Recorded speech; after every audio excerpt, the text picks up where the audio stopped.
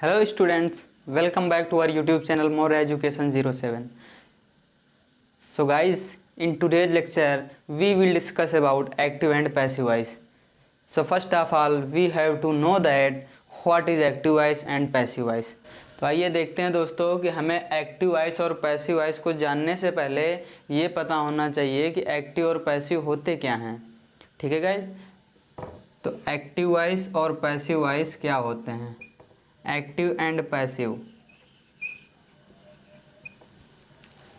जब किसी सेंटेंस में हमारा सब्जेक्ट एक्टिव होता है तो हमारा एक्टिव वॉइस होता है। ठीक है, जब किसी सेंटेंस में हमारा सब्जेक्ट क्या होता है, सब्जेक्ट एक्टिव होता है तो वो हमारा एक्टिव वॉइस होता है। ठीक है, जब जिस सेंटेंस में हमारा सब्जेक्ट क्या होता है, एक्टिव नहीं होता है, इसमें एक्टिव होता है। जब सब्जेक्ट आपका एक्टिव होगा तो वो एक्टिव वॉइस हो जाएगा। जब सब्जेक्ट आपका एक्टिव नहीं रहेगा, ठीक है, जब सब्जेक्ट आपका एक्टिव नहीं रहेगा, जब सब्जेक्ट आपका एक्टिव नहीं रहेगा तो उसे हम क्या बोलते हैं, पैसिव वॉइस बोलते हैं। ठीक है गाइस, क्लियर हो गया। एक्टिव और पैसिव क्या होते हैं, जब आपका सब्जेक्ट एक्टिव होता है तो वो एक्टिव वॉइस होता है, जब आपका सब्जेक्ट एक्टिव नहीं रहता है तो वो आपका क्या हो जाता है, पैसिव वॉइस। अगर सब्जेक्ट एक्टिव नहीं रहेगा तो कौन एक्टिव रहेगा, ऑब्जेक्ट यहाँ पर एक्टिव रहता है। ठीक है गाइज, चलिए तो इसके बाद हम पढ़ते हैं कि जब एक्टिव वॉइस से पैसिव वॉइस में कन्वर्ट करते हैं किसी सेंटेंस को, किसी एक्टिव वॉइस को पैसिव वॉइस में कन्वर्ट करते हैं तो हमें कुछ रूल्स पता होने चाहिए। तो उसके लिए हम सबसे पहले एक टेबल फॉर्म कर लेते हैं हेल्पिंग वर्ब की, कि एक्टिव वॉइस में अगर कोई हेल्पिंग वर्ब होगी तो उसको पैसिव वॉइस में जब कन्वर्ट करेंगे तो किस तरीके के हेल्पिंग वर्ब में भी चेंज आएगा, वो हमें एक चार्ट के माध्यम से हम उसको यहाँ पे डिस्कस करेंगे। ठीक है गाइज, चलिए तो हम चार्ट बना लेते हैं। एक कौन सा चार्ट बनाएंगे, helping verb, change in helping verb,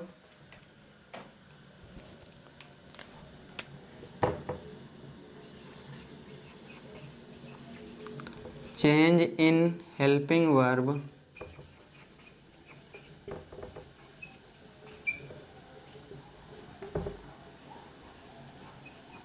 from active to passive, active to passive. ठीक है गाइज, जब हम एक्टिव वॉइस से पैसिव वॉइस में किसी सेंटेंस को कन्वर्ट करते हैं तो उसके हेल्पिंग वर्ब में क्या चेंजेस आते हैं वो हम इस टेबल के माध्यम से सीखेंगे। तो फर्स्ट ऑफ ऑल गाइज यहाँ पे 3 कॉलम्स बना लेने हैं, टेंस का, उसके बाद एक्टिव वॉइस का, उसके बाद पैसिव वॉइस का। ठीक है, ये आपको 3 कॉलम बना लेने हैं यहाँ से। ये टेंस है आपका, आपको पता है कि टेंस 3 प्रकार के होते हैं।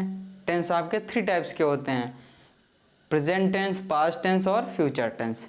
आपको ये भी पता है कि प्रेजेंट टेंस के 4 पार्ट्स होते हैं, indefinite, continuous, perfect, perfect continuous. ठीक है, तो ये सारे आपको 3, प्रत्येक के 4-4 होते हैं। ठीक है, प्रेजेंट के भी 4 होते हैं, पास्ट के भी 4 होते हैं और फ्यूचर के भी 4 होते हैं। तो सारे के सारे सब के इसी टेबल में 12, टोटल 12 होंगे।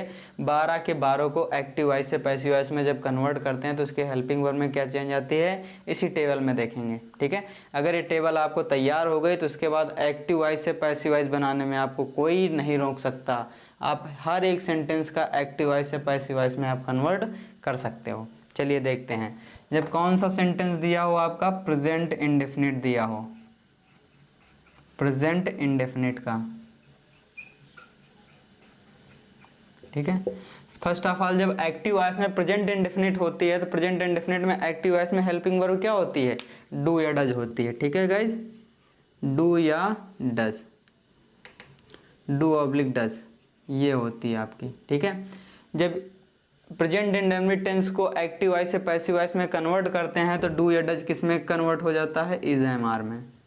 ठीक है, इज एम आर में। दूसरा आता है present continuous tense, present continuous tense. ठीक है, तीसरा आता है प्रेजेंट परफेक्ट टेंस, ठीक है। उसके बाद आता है प्रेजेंट परफेक्ट कॉन्टिन्यूअस टेंस, ठीक। देखिए, तो प्रेजेंट कंटिन्यूअस की हेल्पिंग वर्ब क्या होती है गाइज? Is am are. क्या होती है? Is am are. ये आपका एक्टिव वॉइस में होता है। जब प्रेजेंट इंडेफिनिट को, प्रेजेंट कंटिन्यूअस के टेंस को हम जब एक्टिव वॉइस से पैसिव वॉइस में कन्वर्ट करते हैं तो उसकी हेल्पिंग वर्ब क्या होती है? इज ऑब्लिक एम आर के साथ, ठीक है, ठीक है। इज एम आर के साथ प्लस बीइंग इस्तेमाल होता है। क्या होता है? इज एम आर के साथ बीइंग का इस्तेमाल होता है। उसके बाद प्रेजेंट परफेक्ट टेंस में क्या आता है? Has have. एक्टिव वॉइस में हैज़ हैव का प्रयोग होता है। तो पैसिव वॉइस में इसका क्या प्रयोग होता है? पैसिव वॉइस में हैज़ बीन हैव बीन में पर कन्वर्ट हो जाता है। Has been oblique have been, ठीक है, ये हो गया। उसके बाद जब आता है प्रेजेंट परफेक्ट कंटिन्यूअस टेंस, जब प्रेजेंट परफेक्ट कंटिन्यूअस के एक्टिव वॉइस में हेल्पिंग वर्ब क्या होती है? Has been have been, has been have been, ठीक है। जब इसको पैसिव वॉइस में कन्वर्ट करते हैं तो जो प्रेजेंट परफेक्ट कंटिन्यूअस टेंस है, इसको जो पैसिव वॉइस में कन्वर्ट करते हैं तो हेल्पिंग वर्ब में कोई चेंज नहीं होता। इसका मतलब नो चेंज, ठीक है। क्या होगा इसमें? No change. इसके बाद बात करते हैं, प्रेजेंट का आपका कंप्लीट हो गया है। अब इसके बाद बात करते हैं पास्ट के वाले में बात कर रहे हैं आपसे, ठीक है। प्रेजेंट इंडेफिनिट का काम हो गया, पास्ट इंडेफिनिट वाला शुरू कर रहे हैं। ये थी आपकी टेबल है प्रेजेंट इंडेफिनिट प्रेजेंट टेंस के जितने भी थे 4 पार्ट थे, चारों के एक्टिव वॉइस में ये हेल्पिंग वर्ब होती हैं, पैसिव वॉइस में ये चेंजेज आते हैं, ठीक है। उसके बाद बात करते हैं पास्ट टेंस के हेल्पिंग वर्ब में क्या क्या चेंजेज आते हैं, वो हम आपको देखने के यहाँ पे इस टेबल में आपको बताएंगे, ठीक है। ये आ गया। चलिए, इसके बाद कौन सा आता है? दूसरा पास्ट इंडेफिनिट आ जाएगा, पास्ट कंटिन्यूअस आ जाएगा, पास्ट परफेक्ट आ जाएगा और पास्ट परफेक्ट कंटिन्यूअस टेंस, ठीक है।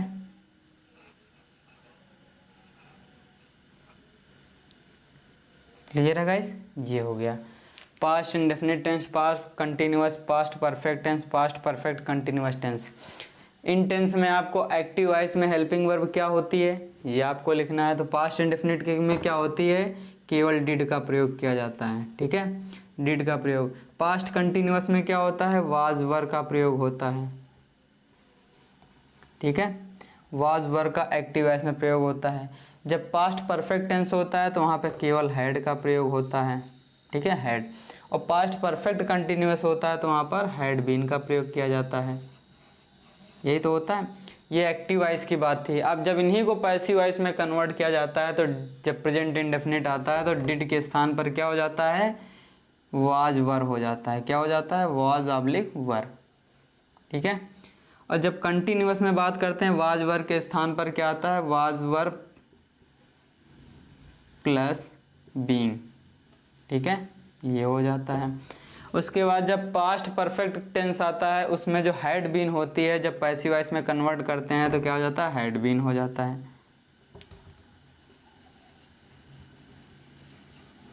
हैड बीन हो गया।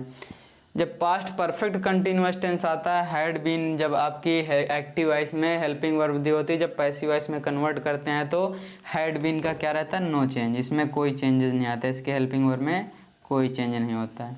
क्लियर है? ठीक है। अब इसके बाद बात करेंगे फ्यूचर टेंस की बात, ठीक है। तो फ्यूचर टेंस में कौन कौन से चेंजेस आएंगे वो देखे जाएंगे। चलिए,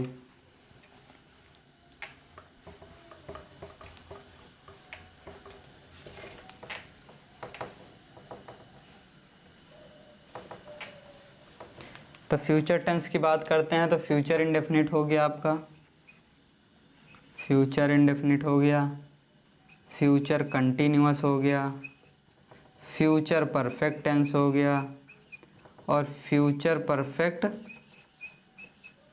कंटिन्यूअस टेंस हो गया। ये 4 टेंस हो गए फ्यूचर के। तो फ्यूचर इंडेफिनिट टेंस का जब एक्टिव वॉइस सेंटेंस बनता है, एक्टिव वॉइस होता है, तो वहाँ पे हेल्पिंग वर्ब क्या होती है? Will shall. क्या होती है? Will comma shall. ठीक है। जब फ्यूचर कंटिन्यूअस होता है तो क्या होता है? Will be shall be. ठीक है। और जब फ्यूचर परफेक्ट होता है तो क्या होता है? Will have shall have. Will have shall have. Clear है? चलिए, जब फ्यूचर परफेक्ट कंटिन्यूअस टेंस आता है तो वहाँ पे हेल्पिंग वर्ब क्या होती है एक्टिव वॉइस में? Will have been comma shall have been.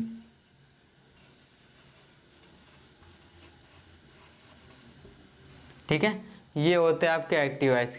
जब एक्टिव वॉइस को पैसिव वॉइस में कन्वर्ट करते हैं तो जहाँ पे विल और शैल होता है तो पैसिव वॉइस में क्या हो जाता है? Will B comma shall be.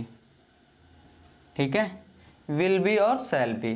जब फ्यूचर कंटिन्यूअस की विल बी और शैल बी दी होती है एक्टिव वॉइस में हेल्पिंग वर्ब, जब पैसिव वॉइस में कन्वर्ट करते हैं तो इसका क्या होता है? इसमें नो चेंज रहता है, कोई चेंज नहीं आता है इसकी हेल्पिंग वर्ब में, तो नो चेंज हो गया। ठीक है, ये हो गया। उसके बाद जब फ्यूचर परफेक्ट टेंस में आते हैं तो विल हैव शैल हैव होता है एक्टिव वॉइस में। जब पैसिव वॉइस में इसी को कन्वर्ट करते हैं तो क्या हो जाता है? Will have been shall have been.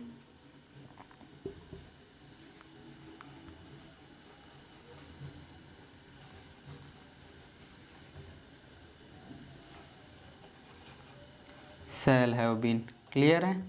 और उसके बाद जब फ्यूचर परफेक्ट कंटिन्यूअस टेंस होता है, will have been shall have been आपका एक्टिव वॉइस में होता है, पैसिव वॉइस में कन्वर्ट करते हैं तो इसकी हेल्पिंग वर्ब में कोई चेंज नहीं होता, यानी नो चेंज। यहाँ तक समझ में आ गया?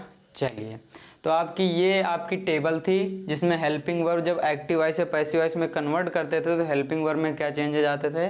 आपने जितने भी टेंस हैं सारे के पढ़ लिए हैं कि एक्टिव वॉइस से जब पैसिव वॉइस में कन्वर्ट करेंगे तो क्या चेंजेस आएंगे। ठीक है, अब इसके बाद बात करते हैं, कुछ रूल्स दे रखे हैं जिससे हम एक्टिव से पैसिव बनाते हैं, कुछ नियम है, उसी के आधार पर हम इसको एक्टिव से पैसिव में कन्वर्ट कर लेंगे। चलिए देखते हैं कौन से नियम हैं।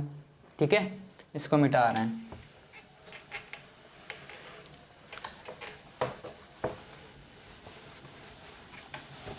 चलिए,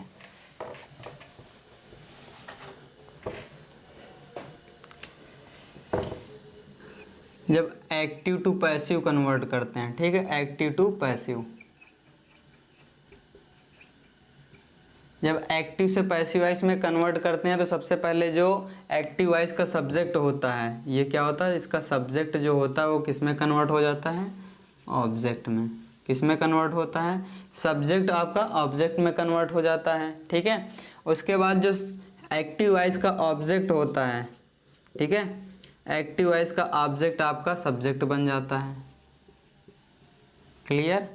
ठीक है, ये हो गई। सब्जेक्ट ऑब्जेक्ट बन जाता है, ऑब्जेक्ट सब्जेक्ट बन जाता है। ये दो नियम हो गए आपके, सब्जेक्ट ऑब्जेक्ट बन जाता है, ऑब्जेक्ट सब्जेक्ट बन जाता है।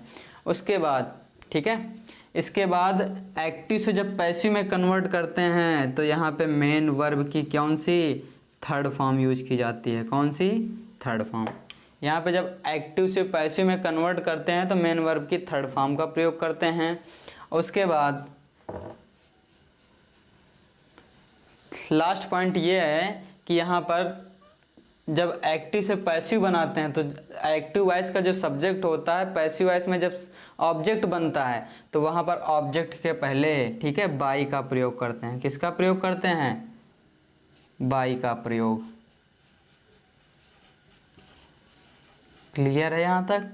सब्जेक्ट ऑब्जेक्ट में कन्वर्ट हो जाता है, ऑब्जेक्ट सब्जेक्ट में कन्वर्ट हो जाता है और मेन वर्ब की थर्ड फॉर्म का प्रयोग किया जाता है। उसके बाद यहाँ पर बाई का भी प्रयोग किया जाता है। क्लियर है? चलिए, अब हम लोग एक्टिव वॉइस से पैसिव वॉइस में कुछ सेंटेंस को कन्वर्ट करते हैं धीरे धीरे और देखते हैं कि किस तरीके से क्या क्या चेंजेस किया जा सकते हैं, हेल्पिंग वर्ब कैसे लगाई जाती है, कहाँ पर लगाई जाती है, और कैसे सब्जेक्ट को ऑब्जेक्ट बनाया जाता है, ऑब्जेक्ट को सब्जेक्ट बनाया जाता है, कैसे ये सारे नियम उस पर फॉलो होते हैं। ये सारी चीज़ें हम देखेंगे एग्जाम्पल के माध्यम से। ठीक है, चलिए।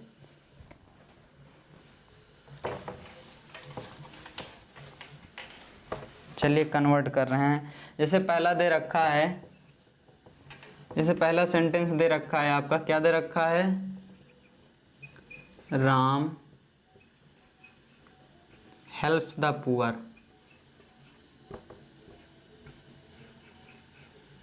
राम हेल्प्स द पुअर, ये एक्टिव वॉइस है, आपको हमें पैसिव वॉइस में कन्वर्ट करना है, ठीक है। राम हेल्प्स द पुअर, ठीक। तो ये एक्टिव वॉइस है, मुझे पैसिव वॉइस में कन्वर्ट करना है। देखिए मैंने क्या बताया था कि जो सब्जेक्ट होता है वो ऑब्जेक्ट बन जाता है, जो ऑब्जेक्ट होता है वो सब्जेक्ट। फर्स्ट ऑफ ऑल यहाँ पे देखेंगे कि ये सब्जेक्ट कौन सा है। ये आपका क्या हो गया, ये आपका सब्जेक्ट हो गया, ठीक है। ऑब्जेक्ट कौन सा हो गया, ये आपका ऑब्जेक्ट हो गया, ठीक है, ये आपका। और ये क्या हो गया, आपका मेन वर्ब हो गई। क्लियर, इतनी चीज़ें आपको पता चल ही गई होंगी कि ये सब्जेक्ट हो गया, ये हेल्पिंग, ये हो गई आपकी मेन वर्ब हो गई, और ये ऑब्जेक्ट हो गया। तो मैंने ये बताया था पहला पॉइंट कि सब्जेक्ट को ऑब्जेक्ट बनाते हैं और ऑब्जेक्ट को सब्जेक्ट। तो ये जो ऑब्जेक्ट दे रखा है इसको पहले हम सब्जेक्ट बनाएंगे, ठीक है। जब इसको सब्जेक्ट बनाएंगे तो हमारा सब्जेक्ट क्या हो जाएगा, द पुअर, द पुअर। उसके बाद हमने बताया था कि जब आपका, पहले तो आप पहचानिए कि टेंस कौन सा है। ये आपका प्रेजेंट इंडेफिनिट टेंस है। जब प्रेजेंट इंडेफिनिट का जब एक्टिव वॉइस से पैसिव वॉइस में कन्वर्ट करते थे तो मैंने भी टेबल में बता रखा है कि हेल्पिंग वर्ब वहाँ पर क्या लगती है, इज एम आर का प्रयोग होता है। अगर एक वचन करता होगा, एक वचन का सब्जेक्ट होगा तो इज लगेगा, अगर आई होगा तो एम लगेगा, अगर बहुवचन करता होगा, प्लूरल का होगा तो हमारा आर का प्रयोग होगा। तो द पुअर है तो एक वचन हो गया, ठीक है, तो यहाँ इसके लिए इज का प्रयोग होगा। तो द पुअर इज, उसके बाद मैंने बताया मेन वर्ब की थर्ड फॉर्म का प्रयोग करना है। हेल्प है तो हेल्प्ड हो जाएगा, द पुअर हेल्प्ड बाई। मैंने बताया था बाई का प्रयोग करना, मैंने बाई का प्रयोग किया, बाई राम। राम आपका सब्जेक्ट था, ऑब्जेक्ट बना दिया गया। ऑब्जेक्ट के पहले देखिए जस्ट पहले आपका क्या आ गया, बाई आ गया। तो जो चीज़ मैंने जो रूल बताए थे सारे के सारे रूल इसमें फॉलो किए गए हैं, ठीक है। देख लीजिए आप, ये सब्जेक्ट, ये ऑब्जेक्ट, ये मेन वर्ब हो गई। तो जब ऑब्जेक्ट को मैंने सब्जेक्ट बनाया तो द पुअर मैन हो गया, सॉरी द पुअर हो गया। उसके बाद मैंने बताया हेल्पिंग वर्ब में कहाँ चेंज आती है, टेबल बनवा रखा है कि प्रेजेंट इंडेफिनिट की जब एक्टिव वॉइस से पैसिव वॉइस में कन्वर्ट करते हैं तो हेल्पिंग वर्ब क्या हो जाती है, इज एम आर हो जाती है। तो एक वचन है इसलिए इज लगा दिया। उसके बाद मैंने ये बताया कि मेन वर्ब की थर्ड फॉर्म का प्रयोग करते हैं, तो हेल्प यहाँ पे मेन वर्ब, उसका थर्ड फॉर्म हेल्प्ड हो गया। उसके बाद बाई का प्रयोग करते हैं और उसके बाद जो सब्जेक्ट होता है उसको ऑब्जेक्ट में कन्वर्ट कर देते हैं। क्लियर है, वेरी गुड। चलिए आगे दूसरा पढ़ते हैं।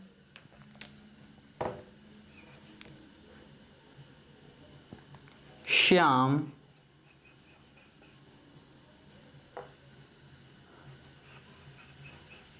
Does not read the book, ठीक है। Shyam does not read the book, Shyam किताब नहीं पढ़ता है, ठीक है, श्याम किताब नहीं पढ़ता है। तो इसका पैसिव वॉइस में कन्वर्ट करेंगे तो मैंने क्या बताया था, ये आपका ऑब्जेक्ट हो गया। तो इसको पहले आप सब्जेक्ट बनाइए। जब सब्जेक्ट बनाएंगे तो हो जाएगा the book, the book.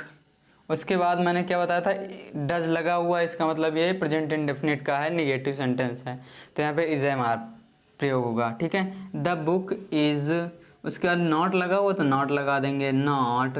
Read का क्या होता है, third form, read red red होता है, ठीक है, नॉट रेड बाई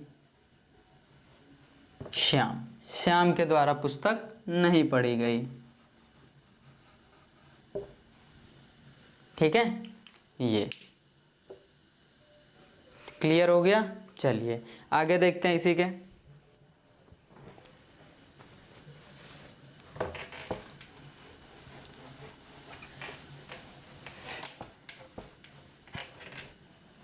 चलिए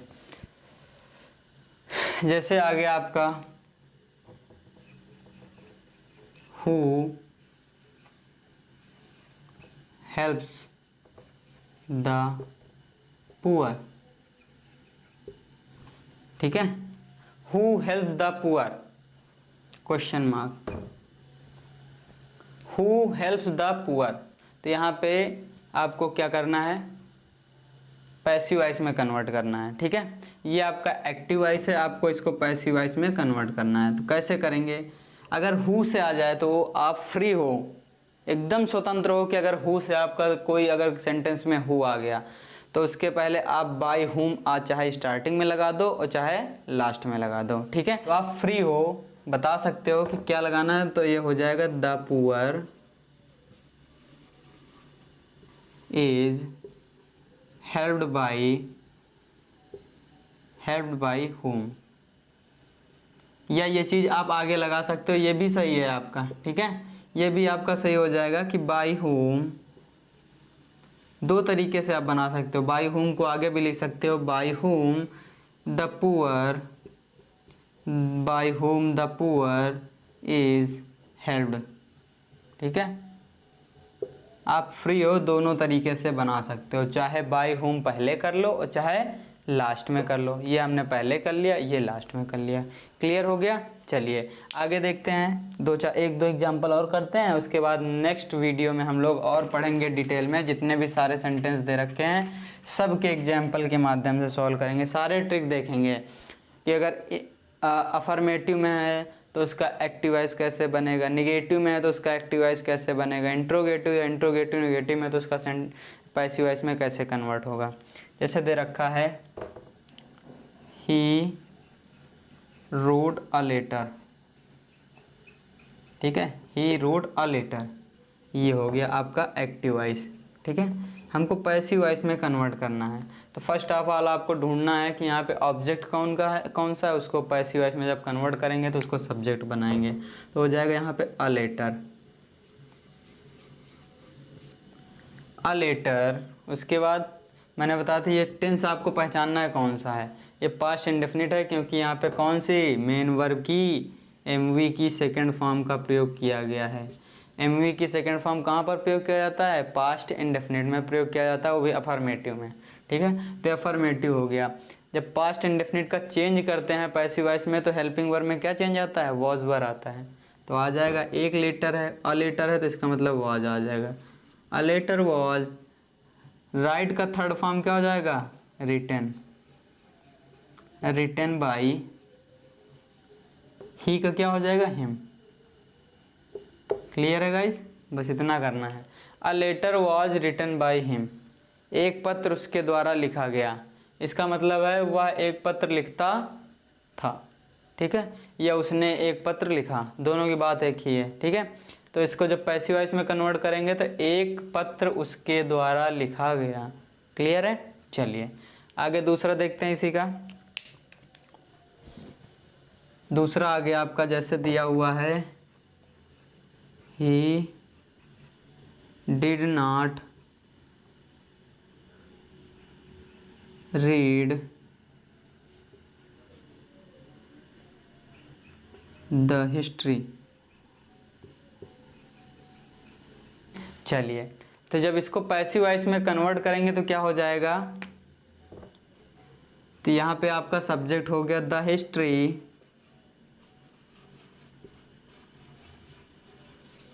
द हिस्ट्री डिड नॉट लगा हुआ है, जब पैसिव वॉइस में कन्वर्ट करेंगे तो वॉज वर आ जाएगा, the history was not read by him। आया समझ में, the history was not read by him। Clear, ये आपका पैसिव वॉइस में कन्वर्ट हो गया। एक्टिव वॉइस ये था, पैसिव वॉइस में आपने ये कन्वर्ट कर लिया। क्लियर है। चलिए आशा करते हैं कि जो आपका एक्टिव और पैसिव वॉइस है नॉर्मल सेंटेंस आपके समझ में आ गए होंगे कि प्रेजेंट जैसे इंडेफिनिट के हैं और इंडेफिनिट का अफर्मेटिव और निगेटिव आपको एग्जैक्टली एकदम क्लियर तरीके से आपको समझ में आ गया होगा। ठीक है, तो इसके बाद जो बचे हैं जैसे इंट्रोगेटिव हो गया, इंट्रोगेटिव निगेटिव हो गया, ये सारे अभी जितने सारे सेंटेंस हमने अभी बोर्ड पे एक टेबल में बनवाए थे सब का एक दो दो तीन तीन एग्जाम्पल करवाएंगे। ठीक है, वो एग्जाम्पल हम आपको नेक्स्ट क्लास में करवाएंगे। इस क्लास को बस यहीं तक रखते हैं और आशा करते हैं कि आपको ये क्लास अच्छे से समझ में आई होगी। सो गाइज, अगर आपको ये क्लास अच्छी लगे तो प्लीज़ इस क्लास को, इस लेक्चर को लाइक करें, इस वीडियो को लाइक करें। अगर चैनल पर नए हैं तो चैनल को सब्सक्राइब कर लीजिए ताकि हमारी अगले आने वाली जो वीडियो हैं, अगली क्लास हैं, वो आप तक जल्द से जल्द पहुंच सकें।